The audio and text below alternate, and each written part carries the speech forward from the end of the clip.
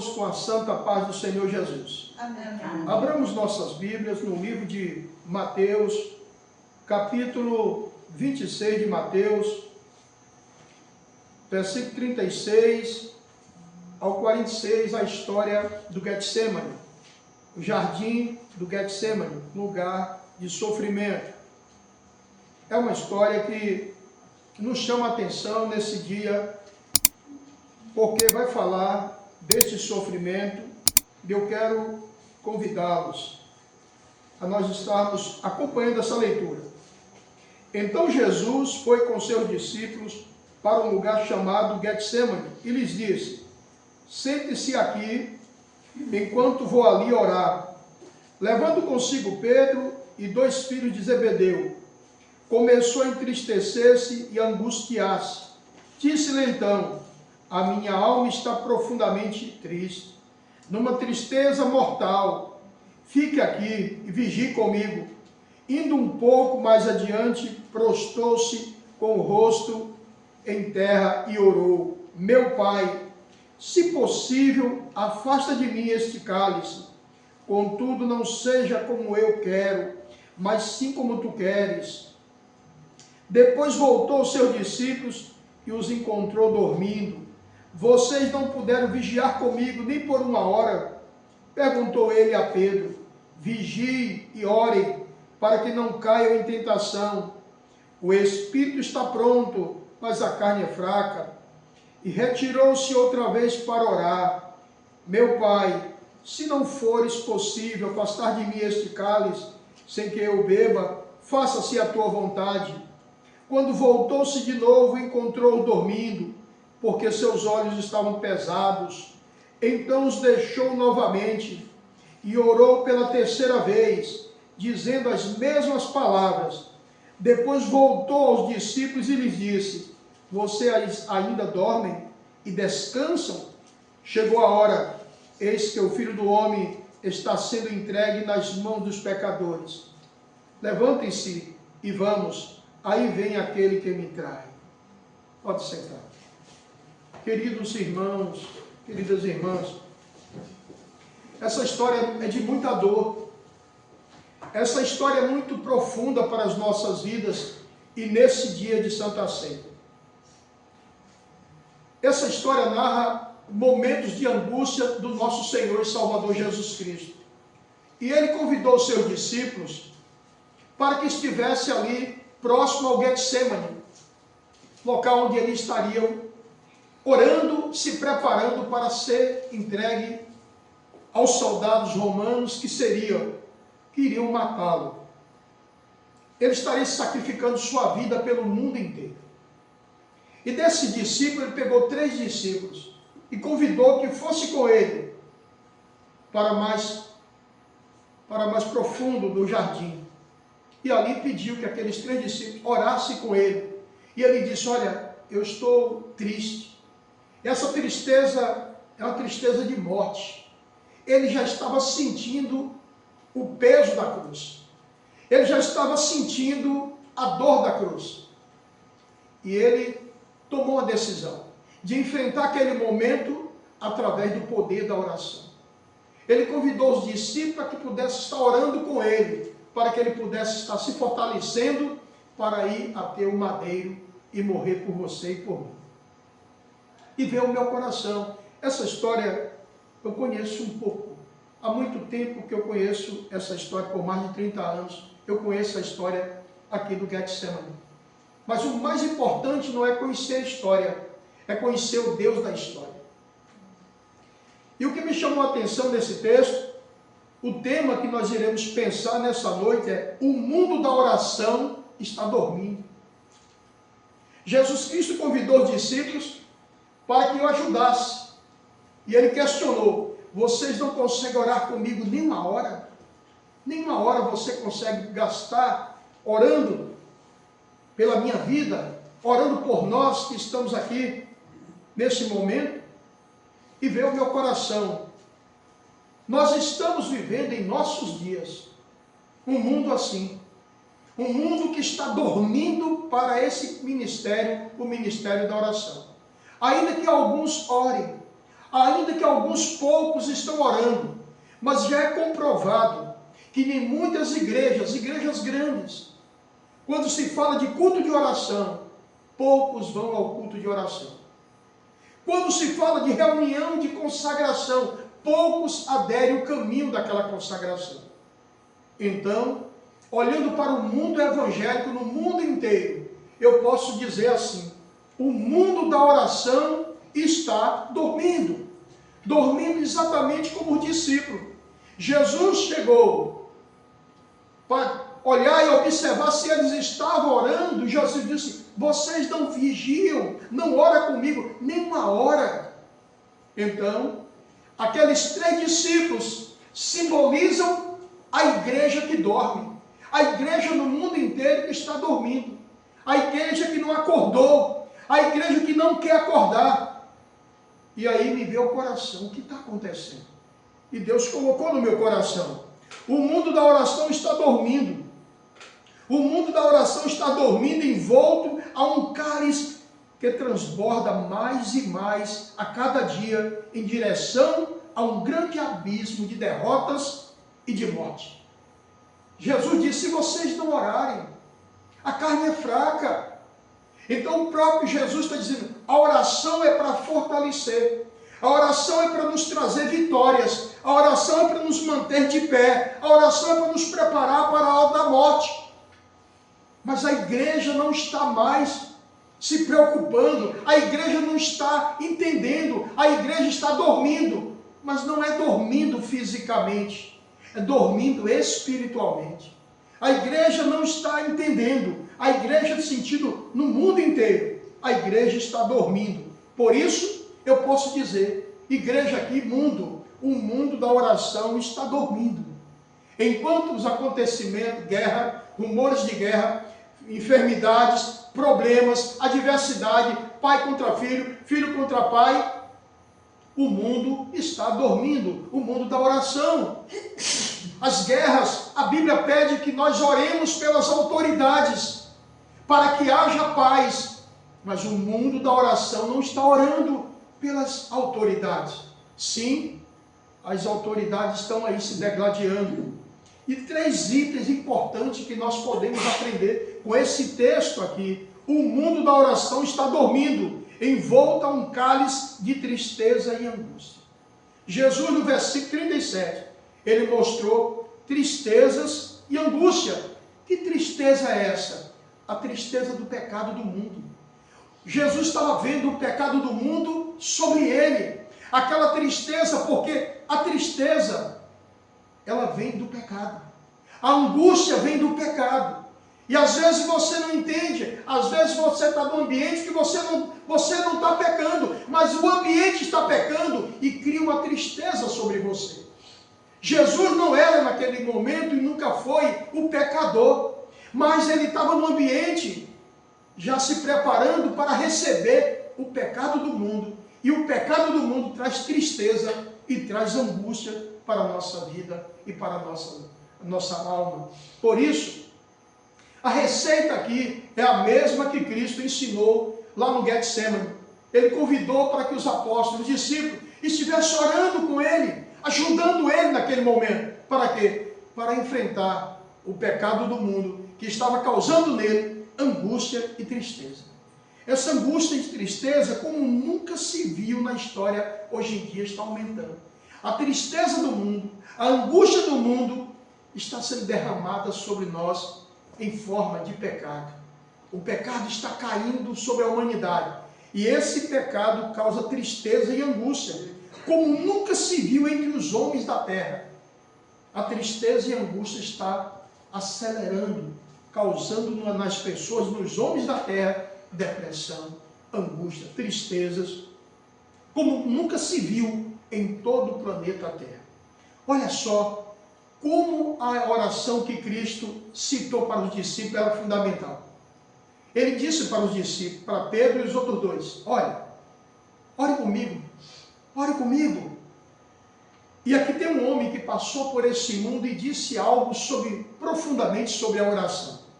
Lutero, Martinho Lutero disse assim: a oração é o suor da alma. Ou seja, Jesus, lá no Getsemane, suou e o seu suor se tornou como gotas de sangue. E ele estava ali se angustiando. Hoje em dia, poucas pessoas estão gastando tempo suando pela oração, clamando pelos seus filhos, clamando pela sua própria vida. Muitas pessoas já não querem mais a oração. Eles olham mais as redes, olham mais o entretenimento da vida e dormem ali. Aquilo pesa nas suas mentes e eles não sentem força para estar orando. E Lutero disse: a oração é o suor da alma. É quando a alma está suando, quando a alma está se angustiando, como estava Jesus. Por isso, eu quero dizer para vocês, o mundo da oração está dormindo em volta a um cálice de tristeza e angústia. Segundo item, que está nesse texto, nós encontramos material para mostrar a cada um de nós que o mundo está dormindo. O mundo da oração, em muitos lugares, em muitas igrejas, está dormindo, envolto a um cálice de morte e tentações. Jesus disse no versículo 38 e 41 desse texto. Ele disse da morte. Ele citou no versículo 38 a importância de nós estarmos orando. Ele disse-lhe então: a minha alma está profundamente triste, uma tristeza mortal, fique aqui e vigie comigo. E no 41 ele disse: vigie e ore para que não caia em tentação. O espírito está pronto, mas a carne é fraca. Cristo estava ali observando que as tentações, ele enfrentou tentações. Satanás foi no deserto tentar Jesus. Satanás é o tentador. Ele tenta as vidas, ele tenta a humanidade. Há muitos anos ele vem fazendo isso. Ele tentou Adão e Eva no jardim do Éden. Satanás não para de tentar as pessoas. Nós temos que ter consciência disso. E para enfrentarmos esse tentador e para nós enfrentarmos a morte, é preciso que nós não estejamos dormindo espiritualmente. Nós temos que estarmos acordados. E esse acordado aqui, mas pastor, eu não vou dormir fisicamente, não é isso. Estou falando de dormir. E vocês têm o sono espiritual. Não é o sono físico, aquele sono físico que Deus concede para cada um de nós. Mas é o sono espiritual, de que as coisas ruins estão acontecendo no mundo inteiro. Você olha para um canto, alguém morreu, olha para outro, matou fulano, olha para outro, o carro virou, olha para outro, um avião caiu, as guerras, rumores de guerra, isso tudo causa morte. E as tentações da vida se aumentam, se agigantam a cada momento, a cada instante. Por isso, esse cálice de morte e tentações, ele é sem medida. A cada dia mais, a medida aumenta das mortes e das tentações. É sem pudor. Já não tem mais pudor na humanidade. A humanidade está perdendo o seu pudor, a sua vergonha, a sua sensatez está caindo. E esse cálice de tentações, ele causa morte em todo o planeta Terra. Já estas mortes e essas tentações não tem mais temor. As pessoas estão perdendo o seu temor, não tem mais temor a Deus, não tem medo de pecar. Por isso é hora de nós acordarmos do sono, desse sono espiritual. E o mundo continua, o mundo da oração está dormindo, gente. Dormindo como os apóstolos estavam dormindo. E eu quero enfatizar um pensamento de um homem que é importante para esse momento nosso, para esse assunto que nós estamos falando. Este homem tem por nome Alexandre Dumas. Ele disse: para o homem feliz, a oração é uma reunião monótona de palavras sem sentido. Homem feliz quer dizer um homem que está com seu dinheiro, com saúde, tudo correndo bem. Quando se fala de oração para um homem que está abastecido, a oração é uma reunião monótona. É uma reunião sem sentido. Até o dia em que a dor venha explicar ao desgraçado essa linguagem sublime, por intermédio da qual o homem fala com Deus. Ele acha sem valor. Ele acha sem valor quando ele tem tudo nas mãos, quando o dinheiro está no banco, quando o dinheiro está no bolso, quando a saúde está bem, quando tudo está correndo bem. Falar de oração é uma reunião monótona, não tem sentido. Mas ele disse, até o dia que o desgraçado, quando ele cai na dor, quando ele cai na enfermidade, quando ele cai nos problemas, aí o sentido cai na real, e aí ele vai entender que a oração é um momento sublime em que o homem se reúne com Deus para resolver os seus problemas. Meus queridos, é fundamental que a gente dê valor à oração, ainda que estejamos fracos. Ainda que você esteja fraco, que não consiga orar 5 minutos, mas ore o tempo que você puder, mas não abra mão do caminho da oração. Não durma como muitos que estão dormindo, que não ligam mais para o caminho da oração. E eu estou falando, não é do homem natural, eu estou falando do homem espiritual, do homem das igrejas, eu estou falando das igrejas de Cristo. Eles estão dormindo para o mundo espiritual. Eles estão dormindo para o mundo da oração. E isso eu estou falando referente ao texto que eu acabei de ler para vocês, sobre a história de Jesus e os apóstolos. Terceiro item e último. O mundo da oração está dormindo, envolto a um cálice de fraquezas e traições. Jesus disse das fraquezas, no versículo 41. E ele no 46 ele falou muito bem, levantem-se e vamos aí, vem aquele que me trai.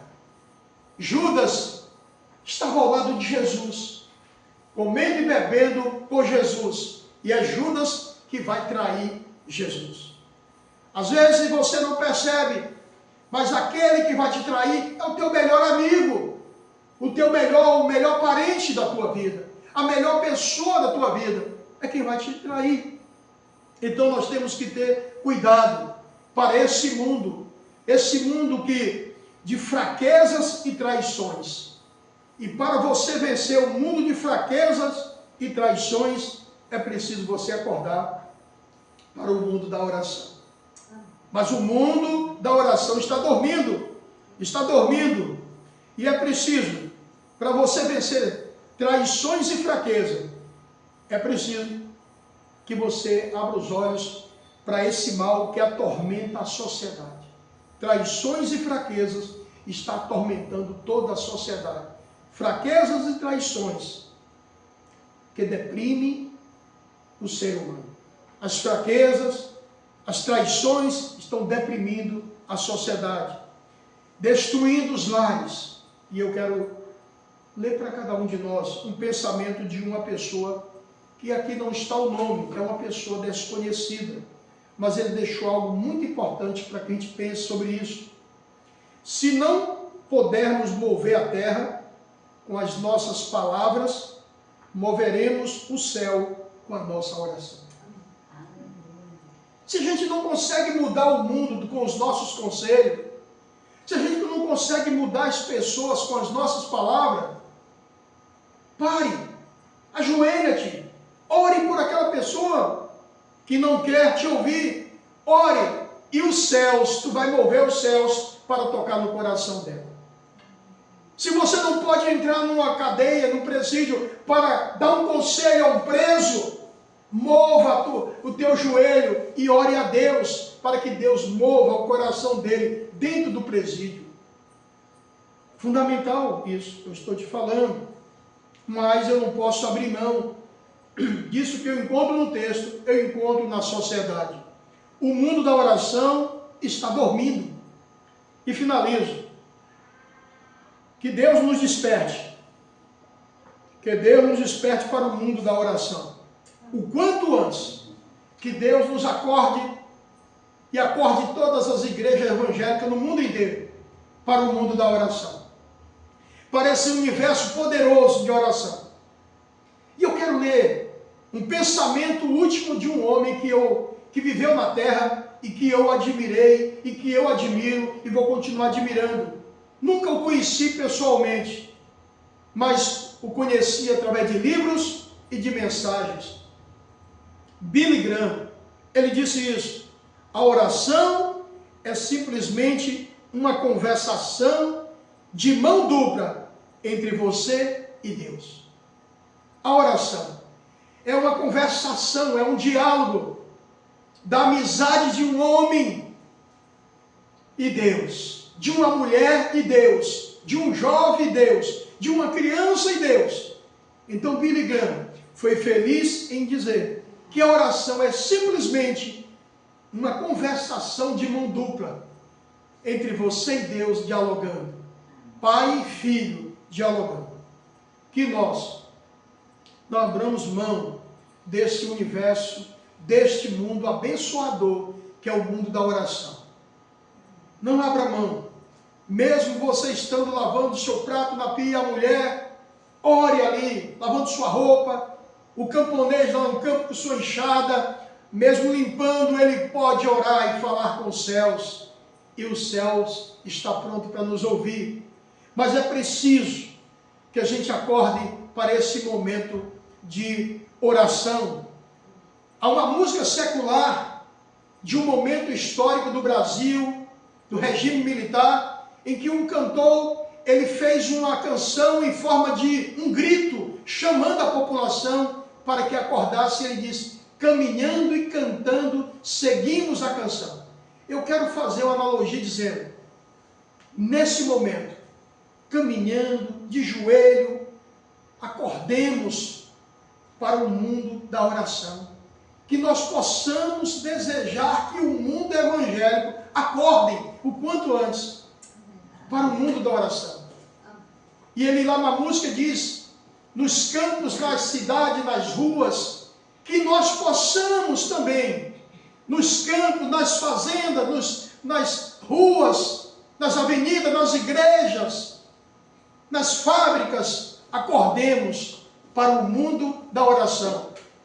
E nós poderemos mudar a história desse planeta com um grande avivamento espiritual.